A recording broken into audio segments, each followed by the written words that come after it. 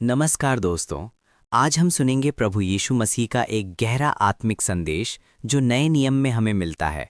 ये संदेश केवल उस समय के लोगों के लिए नहीं था, बल्कि आज भी हमारे जीवन के लिए उतना ही महत्वपूर्ण है। आज की दुनिया में हर इंसान किसी न किसी चिंता से घिरा हुआ है। किसी को भविष्य की चिंता है, किसी को पैसों की, किसी को रिश्तों की। लेकिन इन सब के बीच प्रभु यीशु हमें एक ऐसी शांति का रास्ता दिखाते हैं जो इस दुनिया से अलग है। बाइबल में हे सब परिश्रम करने वालों और बोझ से दबे लोगों, मेरे पास आओ, मैं तुम्हें विश्राम दूंगा। सुसमाचार मत्ती 11:28। इस वचन में प्रभु यीशु हमें बुला रहे हैं। वो कहते हैं कि अगर हमारा मन थका हुआ है, अगर हम परेशान हैं, तो हमें उनके पास आना चाहिए, क्योंकि सच्ची शांति केवल उन्हीं के पास है। दोस्तों, दुनिया हमें बहुत सारे रास्ते दिखाती है। कोई कहता है सफलता ही सब कुछ है, कोई कहता है पैसा ही सबसे बड़ा लक्ष्य है। लेकिन प्रभु यीशु हमें एक अलग सच्चाई बताते हैं। मैं मार्ग, सत्य और जीवन हूँ। मेरे द्वारा बिना कोई पिता के पास नहीं पहुँच सकता। सुसमाचार यूहन्ना 14:6। इसका मतलब है कि यीशु केवल एक शिक्षक नहीं है, वो स्वयं वो रास्ता है जो हमें परमेश्वर तक ले जाता है। जब हम उनके वचनों को सुनते हैं और उनका पालन करते हैं, तो हमारे जीवन में एक नया परिवर्तन आने लगता है। एक और जगह प्रभु यीशु ने कहा, मैं जगत की ज्योति हूँ, जो मेरे पीछे हो लेता है वो अंधकार में ना चलेगा, परंतु जीवन की ज्योति पाएगा। सुसमाचार यूहन्ना 8:12। सोचिए, अगर एक कमरा पूरी तरह अंधेरा हो और उसमें एक छोटी सी रोशनी जला दी जाए तो अंधकार तुरंत दूर होने लगता है।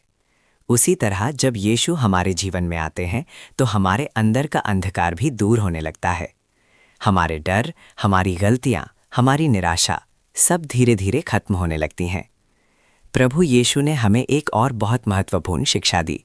उन्होंने कहा कि सबसे बड़ी आज्ञा प्रेम है। मैं तुम्हें एक नई आज्ञा देता हूँ, एक दूसरे से प्रेम रखो, जैसा मैंने तुमसे प्रेम रखा है। सुसमाचार यूहन्ना 13:34। आज दुनिया में बहुत नफरत है। लोग एक दूसरे से लड़ते हैं, एक दूसरे को नुकसान पहुंचाते हैं। लेकिन अगर हम सच में यीशु की इस शिक्षा को अपनाएं तो दुनिया बहुत अलग हो सकती है। प्रेम केवल शब्द नहीं है, प्रेम का मतलब है माफ करना, मदद करना और दूसरों के लिए अच्छा सोचना। प्रभु यीशु ने हमें यह भी समझाया कि इस दुनिया की चीजें हमेशा नहीं रहती।